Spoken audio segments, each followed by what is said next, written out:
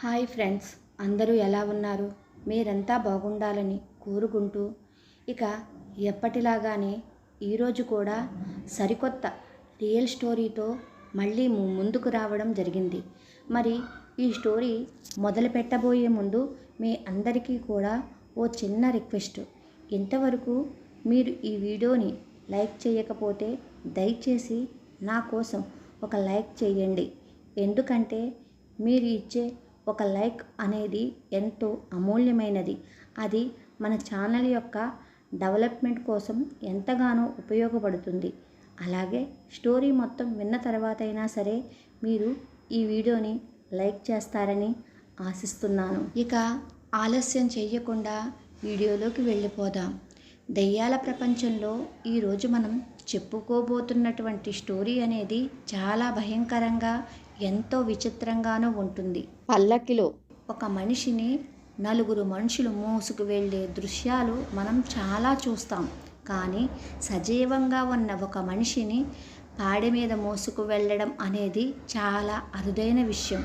మరి అలాంటి సంఘటన గురించి ఈరోజు మనం తెలుసుకోబోతున్నాం. ఇక వివరాల్లోకి వెళ్తే, నా పేరు నారాయణ శర్మ. మాది బ్రాహ్మణ కుటుంబం. మేము ఉండేది గోపవరంలో ఉన్నటువంటి బ్రాహ్మణ అగ్రహారం. మా అగ్రహారం మొత్తం సుమారుగా 50 మందికి పైగా బ్రాహ్మణులు నివసిస్తూ ఉండేవాళ్ళు. ఇక అగ్రహారం మొత్తం అందరూ కూడా వేద పండితులే. ఒకరిని మించిన పరిజ్ఞానం ఇంకొకరు కలిగి ఉండేవాళ్ళు. ఒకరిపై ఒకరికి ద్వేషాలు లేకుండా, కల్మష భేదాభిప్రాయాలు కలగనీయకుండా నిత్యం ఎంతో జాగ్రత్తగా చక్కగా మెలుగుతూ ఒకరి వల్ల వేరొకరికి నష్టం వాటిల్లకుండా నిత్యం భగవంతుని నామస్మరణతో ఎంతో ఆనందంగా జీవిస్తూ ఉన్నటువంటి రోజులు అవి. అది 1979 సంవత్సరం. అప్పటికి నా వయసు 20 సంవత్సరాలు. మా తల్లిదండ్రులకు మేము మొత్తం 8 మందివి సంతానం. 2 అక్కలు పెద్దవాళ్ళు, మిగిలిన వాళ్ళంతా మగవాళ్ళమే. అందులో నేను 5వ సంతానం. ఏ రోజునైతే నాకు నారాయణ శర్మ అన్న నామకరణం చేశారో ఆ రోజు నిండు నేను విష్ణు భక్తుణ్ణి. పేరుకు బ్రాహ్మణ కులం అన్నమాటే కానీ అలనాటి రాజులు మా ముత్తాతలకు సమర్పించుకున్నటువంటి మాన్యాలు ఇంకా అలానే మిగిలి ఉన్నాయి. మేము తప్ప మా అగ్రహారంలో ఉన్న బ్రాహ్మణులంతా వారి భూములను వేరొక తెగవాళ్లకు భాగానికి ఇచ్చేవాళ్ళు.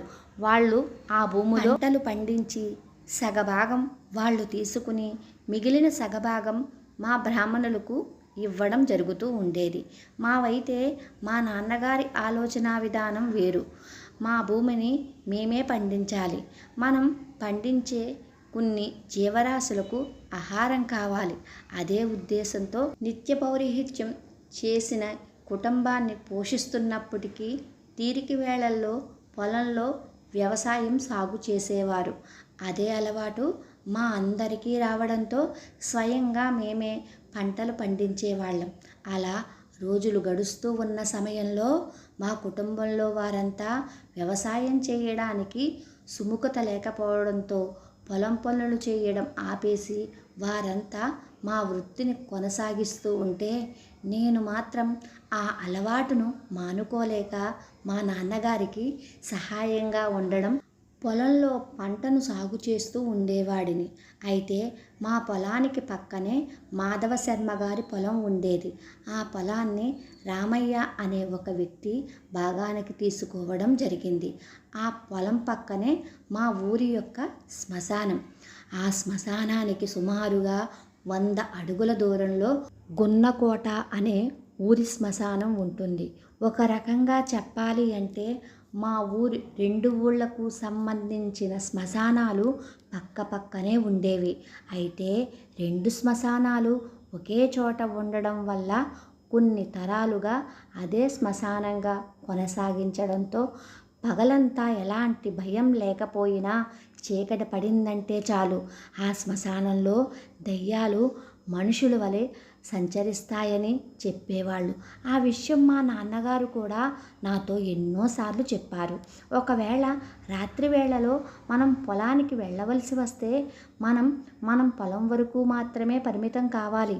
ఎట్టి పరిస్థితుల్లోనూ శ్మశాన భూముల వైపు వెళ్ళవద్దు అని చెప్పేవారు. నేను కూడా నాన్న మాటలను గౌరవిస్తూ నా పొలం పనులు మాత్రమే చూసుకునేవాడిని. అది కార్తీక మాసం. అప్పటికి బ్రాహ్మణులు ప్రతి ఒక్కరూ కూడా తీరిక లేకుండా వారి వారి కార్యకలాపాలు సాగిస్తూ ఉంటే నేను మాత్రం మా పొలంలో పంటలను క్రమం తప్పకుండా పద్ధతిగా పోషిస్తున్నా. ఒకరోజు నేను పొలంలోకి వెళ్ళబోతూ ఉంటే మా అమ్మగారు నన్ను పిలిచి, నారాయణ, రేపు ఏకాదశి, ఇంట్లో పూజ చెయ్యాలి కదా, తులసి పత్రి మన ఇంట్లో ఉంది కానీ మారేడు పత్రి లేదు. ఎలాగో పొలానికి వెళ్తున్నావు కదా, కాస్త మారేడు పత్రి తెచ్చి పెడతావా అని అడిగింది. అందుకు నేను అమ్మతో, మన పొలంలో ఏమీ లేదమ్మా, కానీ చుట్టుపక్కల ఎక్కడైనా సరే మారేడు పత్రి వెతికి మరీ తీసుకువస్తా అని అమ్మకు చెప్పి వెళ్ళిపోయా. అది సరిగ్గా ఉదయం 9 గంటల సమయం. పైగా కార్తీక మాసం కావడంతో ప్రజలంతా గుడులు గోపురాలు తిరుగుతూ భగవంతుని సేవ కోసం పరితపిస్తూ ఉంటే సూర్యోదయానికి ముందే నిద్రలేచి కాలకృత్యాలు తీర్చుకుని శివయ్యకు అభిషేకం చేసి అన్ని కార్యక్రమాలు పూర్తయ్యాక పొలం చేరుకున్నా. పొలం గట్ల మీద తిరుగుతూ మా పొలం చివరి గట్టు మీద నిల్చుని పంటను చూస్తూ ఉంటే రామయ్య సాగు చేస్తున్న పొలం వైపు నా దృష్టి మళ్ళింది. మా పొలంలో ఉన్న పంటకు తన పొలంలో ఉన్న పంటకు చాలా వ్యత్యాసం కనిపిస్తుంది. నేను ఎంత ఆతృతగా పంట సాగు చేస్తున్నప్పటికీ ఏదో ఒక లోపం ఉన్నట్లుగా అనిపిస్తుంది. కానీ రామయ్య పొలంలో పంట ఎంతో ఆరోగ్యంగా, ఎంతో పటిష్టంగా బాగుంది. నేను పగలంతా పొలంలో ఉంటాను. కలుపు తీసి అనుక్షణం పంటను కాపాడుతూ ఉంటాను. రామయ్య పగటి వేళలో పూర్తిగా పొలంలో కనిపించడు.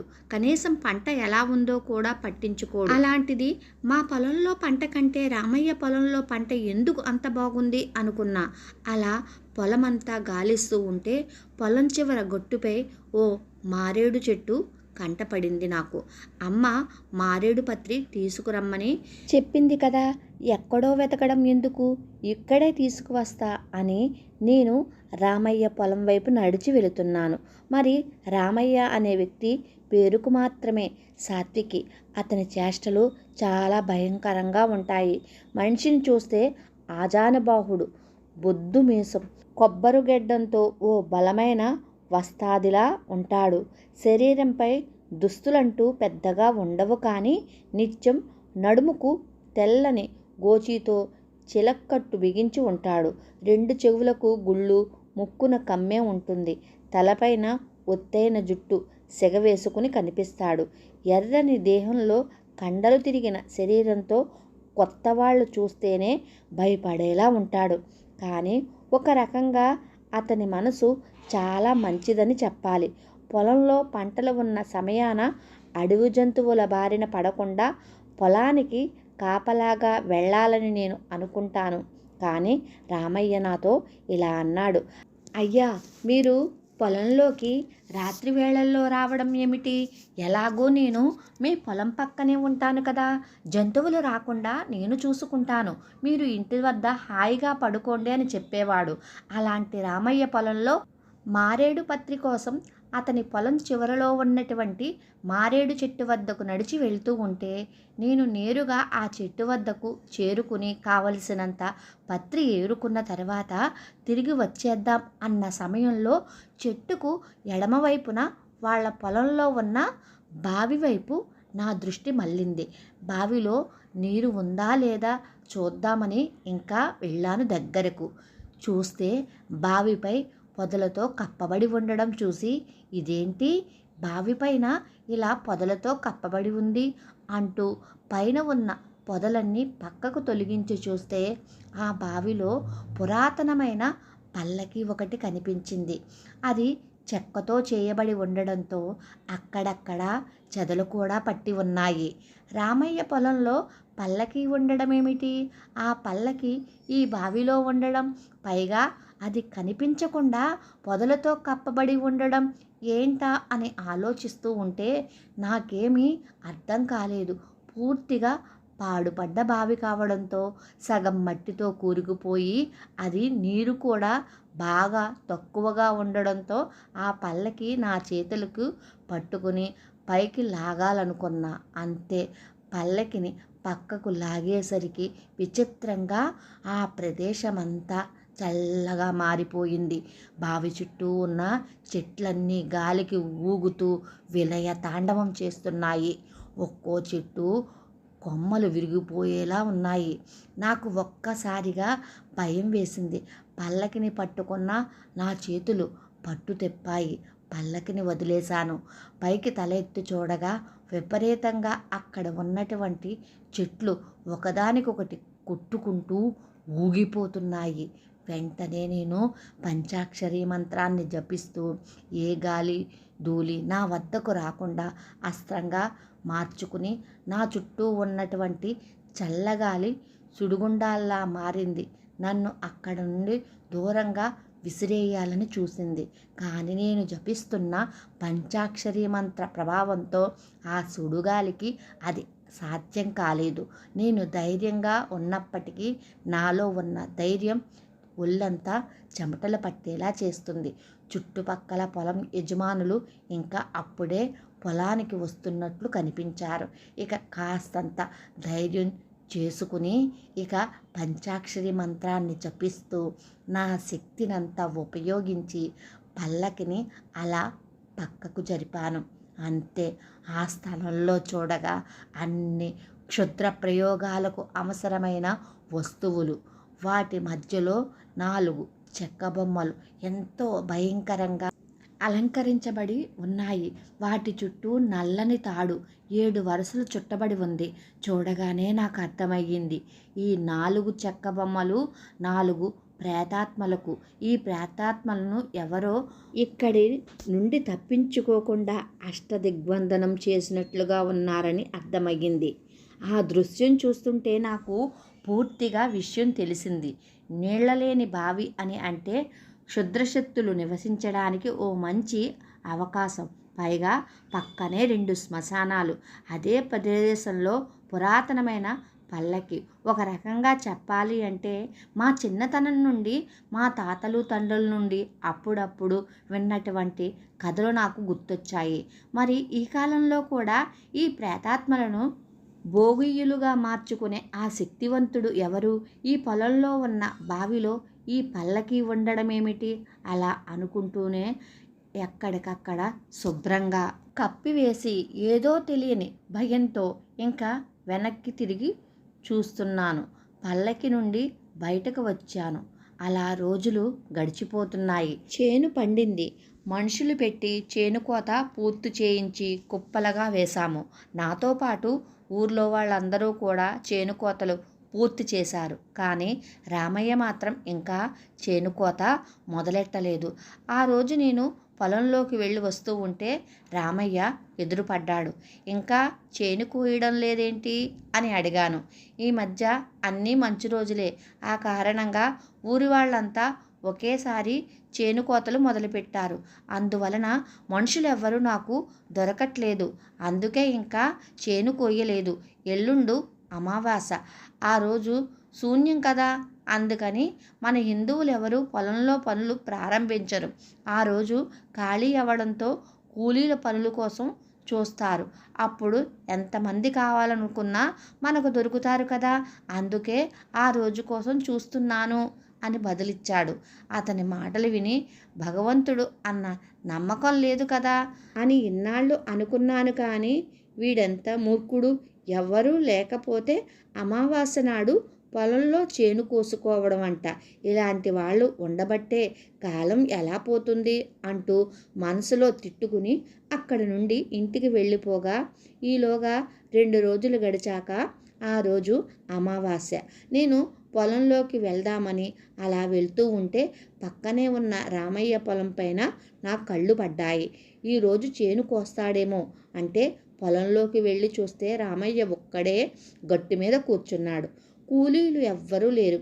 అది చూసి, రామయ్య, ఈరోజు చేను కోయిస్తాను అన్నావు కదా, ఇంకా కూలీలు రాలేదా అని అడగగా, తను నాతో కాస్త వెటకారంగా మాట్లాడుతూ, ఈరోజు కూడా చేను కోయను, అలా అని తెల్లవారేసరికి కొయ్యకుండా విడిచిపెట్టను.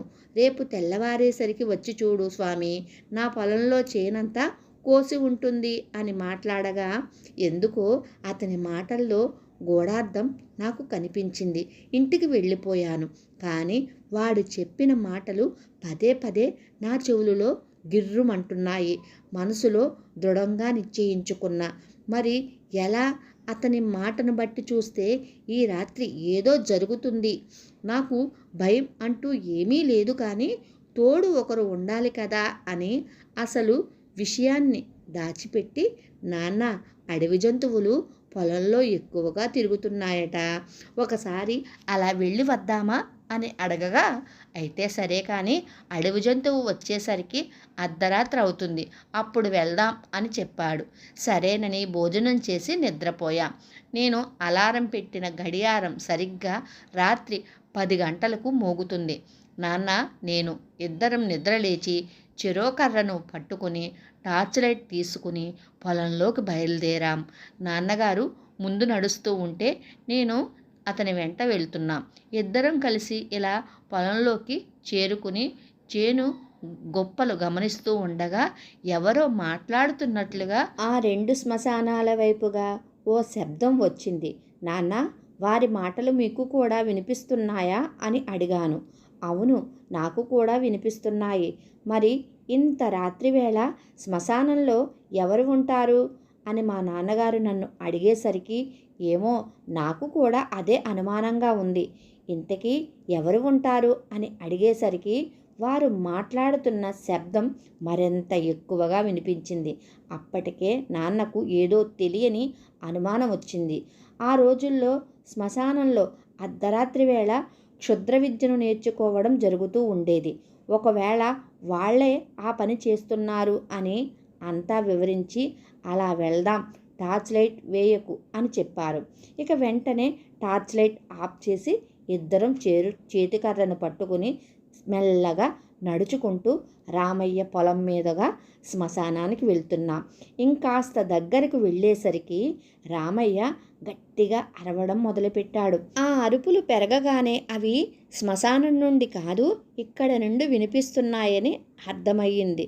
అయితే అప్పటికే బావిలో ఉన్నటువంటి దృశ్యం అంతా చూసి ఉండడంతో అసలు రహస్యాన్ని బయట పెట్టకుండా, నాన్నగారు, వాళ్ళ పొలంలో బావి ఉంది కదా, అక్కడ నుండి ఆ శబ్దాలు వినిపిస్తున్నాయి, ఒకసారి అది చూద్దాం పదండి అని చెప్పాను. సరే సరే, గట్టిగా మాట్లాడకు, ఒకసారి చూద్దాం పద అంటూ మెల్లగా అడుగులో అడుగు వేసుకుంటూ ఇద్దరం పొలమంతా దాటి చివరగా ఉన్న బావి దగ్గరకు వెళ్ళి చూస్తే అక్కడ ఒక దీపం వెలుగుతూ కనిపిస్తుంది. అంత చీకట్లో ఓ దీపం వెలగడం ఏమిటి? పైగా అక్కడ నుండి రామయ్య అరుపులు వినిపిస్తున్నాయి. అసలు ఇంత రాత్రి వేళ ఇక్కడ దీపం పెట్టి రామయ్య ఏం చేస్తున్నాడు అన్న అనుమానం నాన్నకు మొదలయ్యింది. సడి చేయకుండా తనతో పాటు నన్ను బావి దగ్గరకు తీసుకువెళ్ళి రామయ్య దీపం ముందు కూర్చుని ఏవో క్షుద్రమంత్రాలు జపిస్తూ నిద్రపోతున్న వారిని లేపుతున్నట్లుగా అరుస్తున్నాడు. ఆ దృశ్యం చూసిన మాకు గుండెల్లో గుబులు మొదలయ్యింది. నేను ఎక్కడ భయపడిపోతానో అని మా నాన్నగారు నా చెయ్యి పట్టుకుని, నువ్వేం భయపడకు, మనసులో అమ్మవారి మంత్రాన్ని స్తుతించు అని ధైర్యం చెప్తూ అక్కడ ఏం జరుగుతుందో అని ఎదురు చూస్తూ ఉండగా, రామయ్య నిద్రపోతున్న వారిని నిద్ర లేపాలని గట్టిగా ప్రయత్నిస్తూ ఉంటే ఉన్నట్టుండి పెద్ద పెద్ద అరుపులు వినిపించడం మొదలయ్యాయి. ఆ అరుపులు వినడానికి రోదన వలె ఉంది. వారి రోదనతో ఆ ప్రదేశమంతా ప్రతిధ్వనించింది. ఒక్కడే కూర్చుని వారిని నిద్రలేపుతూ ఉంటే అతని ఎదుట 4 ఆకారాలు ప్రత్యక్షమయ్యి ఏం మాట్లాడకుండా ఇంకా రోదిస్తూనే, మేము వచ్చేసాం, సెలవివ్వండి, ఏం చెయ్యాలి అన్నట్లుగా ఆకారాలు అతనిని అడగగా వాటి మధ్యలో కూర్చున్న రామయ్య ఊగిపోతూ ఏవో మంత్రాలు చదువుతూ స్వాగతం పలుకుతున్నట్లుగా వారి వారి పేర్లతో ఒక్కొక్కరిని పిలిచి శ్మశానంలోకి నన్ను తీసుకుపోండి అని ఆజ్ఞాపించగా తన ఎదుట కూర్చుని ఉన్నటువంటి ఆ 4 ఆకారాలు బావిలో ఉన్న పల్లకిని ఒడ్డుకి తీసి ఆ ఆకారాలు 4 వైపులా చేరుకునేసరికి అక్కడే కూర్చున్న రామయ్య పల్లకీలోకి వెళ్ళి కూర్చున్నాడు. అంతే, ఆ 4 ఆకారాలు పల్లకిని పైకి లేపి వాటిని భుజాలపై పెట్టుకుని అచ్చమైన భోగీల వలె పాటలు పాడుతూ ఆ నల్లని ఆకారాలు పల్లకిని మోసుకుంటూ పల్లకిలో కూర్చున్న రామయ్యను శ్మశానంలోకి తీసుకుని వెళ్తున్నారు. ఆ దృశ్యం చూస్తున్న మాకు శరీరమంతా భయంతో వణికిపోయింది. ఇక మా నాన్నగారి పరిస్థితి కూడా అంతే. కానీ తనకి నాకంటే కాస్త ధైర్యం ఎక్కువ. వెంటనే మా నాన్నగారి చెయ్యి పట్టుకుని అతని వెంట అనుసరిస్తూ ఉంటే మా నాన్నగారు మాత్రం కాస్త ధైర్యంగా ముందుకు అడుగులు వేస్తూ, మనం ఈ క్షణం ఈ సంఘటన చూసినంత వరకు మాత్రమే జీవిస్తాం. ఒకవేళ మనం ఉనికి రామయ్యకు తెలిసింది అంటే ప్రాణాలతో బయటపడడం కష్టం. అలా అని ఈ రహస్యాన్ని తెలుసుకోకుండా విడిచిపెట్టడం మూర్ఖత్వం. ఎందుకు చెబుతున్నానో ఆలోచించు. భయపడితేనే భయం. భయపడని వాళ్ళని ఏ శక్తి ఏమీ చెయ్యలేదు. ఏ శక్తి నిన్ను తాకకుండా ఉండాలి అని అంటే ఒక్క అమ్మవారు మాత్రమే దీనికి సరైన సమాధానం అని చెప్పేసరికి అమ్మవారి మంత్రాన్ని అనుక్షణం నేను మనసులో మననం చేసుకుంటూ నాన్నతో పాటు ఆ శ్మశానం వైపుగా వెళ్తూ ఉంటే శ్మశానంలోకి చేరుకున్నటువంటి ఆ పల్లకీని కిందకి దింపి 4 ఆకారాలు 4 దిక్కులు నిల్చుని ఉండగా రామయ్య అప్పటికే తన వద్ద ఉన్న సామానంతా ఒకచోట సిద్ధం చేసి పూజకు ఉపక్రమిస్తూ ఉంటే రామయ్య అరుపులతో మంత్రాలతో ఆ శ్మశానం మారుమ్రోగుతుంది. నిజంగా ఆ దృశ్యం చూస్తున్న నాకు మాత్రమే కాదు, నాన్నకు కూడా ఒళ్ళంతా ముచ్చెమటలు పట్టాయి. చెవులో నాన్నతో మాట్లాడుతూ తాను ఏం చేయబోతున్నాడు, అతనిని తీసుకువచ్చిన ఆకారాలు మనుషులు కాదా అని అడగ్గా, లేదు, వారు మనుషులు కాదు. ఇంకా అప్పటికే నాకు అర్థమైపోయిందిలే, ఇంకా ఏం జరుగుతుంది అంటూ ఆసక్తిగా ఎదురు చూస్తూ ఉంటే రామయ్య తన మంత్రోచ్చరణ మొదలుపెట్టి శ్మశానమంతా కలితిరుగుతూ ఎవరినెవరినో నిద్ర లేపాలని చూస్తూ ఉంది. ఆ దృశ్యం మమ్మల్ని భయపెట్టింది. కానీ రహస్యాన్ని ఛేదించాలి అన్న పట్టుదల, భయం ఉన్నప్పటికీ ఇద్దరం ఒకే చోట ఉండడంతో ధైర్యం చేసుకుని ఎదురు చూస్తూ ఉంటే అంతవరకు మనిషిలాగా నడిచినటువంటి రామయ్య తలక్రిందులుగా నడవడం మొదలుపెట్టి 2 చేతులతో శ్మశానంలో నడుస్తూ ఉన్నాడు. అప్పుడే ఆ శ్మశాన ప్రాంగణమంతా మారుమ్రోగినట్టుగా అనిపించింది. వికారమైనటువంటి అరుపులతో ఆత్మఘోష తలపించేలా భయంకరంగా రామయ్య అరుస్తూ ఉంటే ఆ ప్రదేశంలో కూడుకున్న పొదలన్నీ విరిచి కట్టినట్లుగా ఊగుతున్నాయి. ఇక ఆ ప్రాంగణంలో భూకంపం వచ్చినట్లుగా ఊగిపోతుంది. క్షుద్రశక్తులకు ప్రాణం పోసినట్లుగా అనిపించింది. విచిత్రమైనటువంటి భయంకరమైనటువంటి అరుపుల మధ్య ఎంతో భీకరంగా మారింది ఆ శ్మశాన గర్భం. అలా రెప్ప వేయకుండా ఇద్దరం ఆ దృశ్యం చూస్తూ ఉండిపోయాం. శ్మశానం మధ్యలో ఉన్నటువంటి ఓడలు గాలికి ఊగుతూ పెద్ద శబ్దం చేస్తూ తాండవం చేస్తున్నాయి. ఆ దృశ్యం చూస్తే నా గుండె ఆగినట్టయింది. మాకు అమ్మవారి సహాయం ఉన్నప్పటికీ అంతకుముందు ఎన్నడూ అలాంటి సంఘటన గురించి వినలేదు కనుక నేను భయపడిపోతున్నాను. అలాంటి సంఘటనలు ఎన్నో జరుగుతున్నాయని తెలుసుకున్న నాన్నగారు దేవీ మంత్రాన్ని ఆయుధంగా మలిచి తన మనసులో మంత్రాన్ని జపిస్తూ కళ్ళు ఆర్పకుండా ఆ దృశ్యాన్ని చూస్తున్నారు. గట్టిగా అరుస్తూ శ్మశాన ప్రాంగణమంతా తలక్రిందులుగా తిరుగుతున్న రామయ్య అరుపులకు ఆ ప్రాంతం సైతం అడలిపోయింది. గాలికి ఊగుతున్న మర్రి చెట్టు ఊడలు కొమ్మల నుండి ఒక్కో ఆకారం కిందకు ఉరికి వస్తుంది. కొన్ని క్షణాలలో కొన్ని వందల ఆకారాలు చెట్టు నుండి కిందకు దూకి ఒక్కొక్కటి పైకి లేచి రామయ్య చెంతకు చేరుతూ ఉంటే ఆ శ్మశాన ప్రాంగణం అంతా భయంకరమైనటువంటి ప్రేతాత్మల మనుషులుగా ఆకారాలుగా సంతరించుకుని ఉన్నాయి. వాటితో ఆ ప్రాంగణమంతా కూడా నిండిపోయింది. తరువాత రామయ్య అక్కడి నుండి నడుచుకుంటూ పల్లకి వద్దకు చేరుకున్నాడు. పల్లకిలోకి ఎక్కి కూర్చున్నాడు. ఇక ఆ 4 ఆకారాలు తన పొలంలోకి తనను మోసుకు వెళ్తున్నాయి. రామయ్యను అనుసరిస్తూ మిగతా భయంకరమైన ప్రేతాత్మలన్నీ వెంట వెళ్తున్నాయి. మా కళ్ళతో ఆ దృశ్యం చూస్తున్న మేము తేరుకోలేకపోతున్నాము. కళ్ళు కాస్త మసకబారినట్టయింది.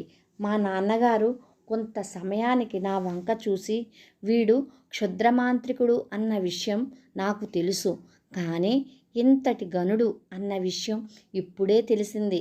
మన అందరి మధ్యలో తిరుగుతూ ఈ రామయ్య అనేవాడు వాడి మంత్రశక్తితో ప్రేతాత్మలు సైతం తన వశం చేసుకుని వాటి చేత తన పొలపనులు కూడా చేయించుకుంటున్నాడు.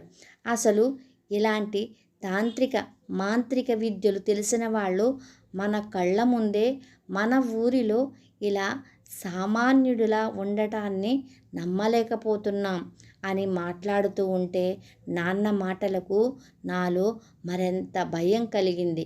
ఇక మనం పొలంలోకి పోవద్దు, వెంటనే ఇంటికి వెళ్దాం పదండి అని చెప్పగా ఎంతవరకు ఎలాగో చూసాం, ఒకసారి వాటి ప్రవర్తన చూసేద్దాం అని బలవంతంగా నాన్నను పొలంలోకి తీసుకువెళ్ళగా తెల్లని రూపాలలో ఉన్న మనుషుల వలె కనిపిస్తూ ఉన్న ప్రేతాత్మలన్నీ ఆడుతూ పాడుతూ గోల చేస్తూ మాట్లాడుకుంటూ పొలంలో చేను కోస్తున్నాయి.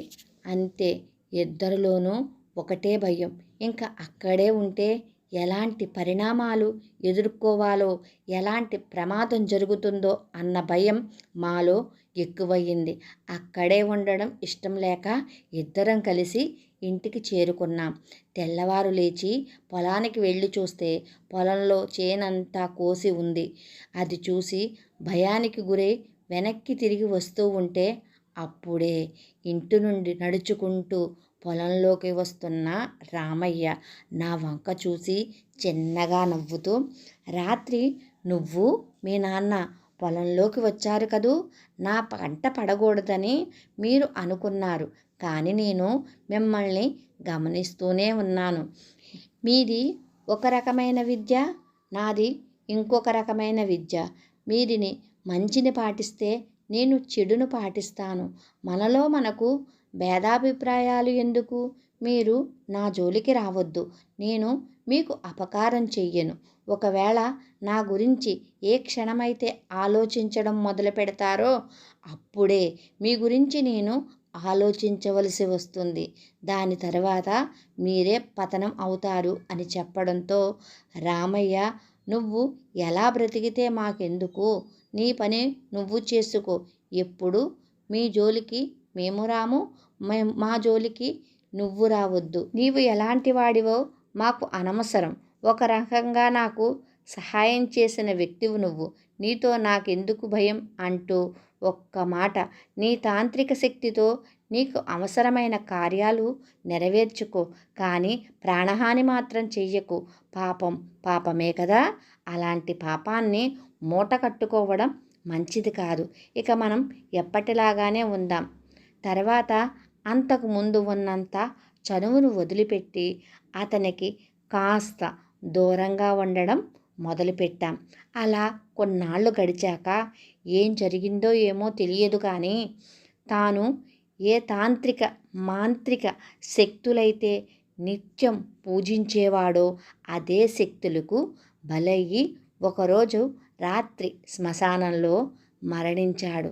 ఇది మా కళ్ళతో మేము చూసినటువంటి ఓ నమ్మలేని నిజం. విన్నారు కదా మిత్రులారా, ఇది ఇవాల్టి ఓ రియల్ హర్రర్ స్టోరీ. ఈ స్టోరీపై మీ యొక్క అభిప్రాయాన్ని కింద కామెంట్స్ రూపంలో తెలియజేయండి. మీ జీవితంలో ఇలాంటి భయంకరమైన అనుభవాలు ఏమైనా జరిగి ఉంటే వాటిని మనతో షేర్ చేసుకోవాలని అనుకుంటే నాకు కామెంట్ చేయండి. మీ స్టోరీ ఎలా షేర్ చేసుకోవాలో వివరాలు చెప్తాను. ఇక మరిన్ని రియల్ హర్రర్ స్టోరీస్ కోసం ఇప్పుడే మన ఛానల్ను సబ్స్క్రైబ్ చేసుకోండి, షేర్ చేయండి, లైక్ చేయడం మర్చిపోవద్దు. ప్రతిరోజు రాత్రి 7 గంటలకు సరికొత్త రియల్ హర్రర్ స్టోరీతో మళ్ళీ కలుసుకుందాం. హరే కృష్ణ హరే కృష్ణ కృష్ణ కృష్ణ హరే హరే. శ్రీమాత్రే నమః. శ్రీ గురుభ్యో నమః.